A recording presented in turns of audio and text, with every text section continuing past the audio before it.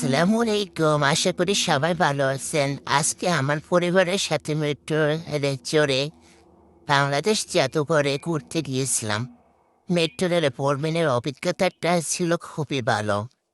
দূরত্ব আরামদায়ক এবং ক্যামেরা মুক্ত যাত্রা। পর জাদুঘরে পৌঁছে অনেক সুন্দর জিনিস দেখার সুযোগ পেলাম।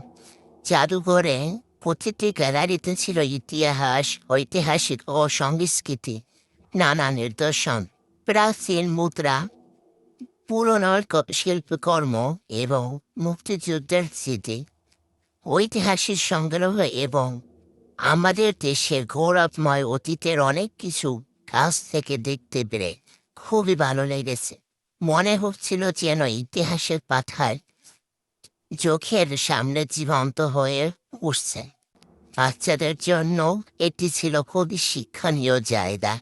নতুন প্রজন্মে যদি নিজেদের ইতিহাস ও সংস্কৃতি সম্পর্কে জানতে চায়, তাহলে জাতীয় জাদুঘরে অবশ্যই ঘুরে দেখার উচিত।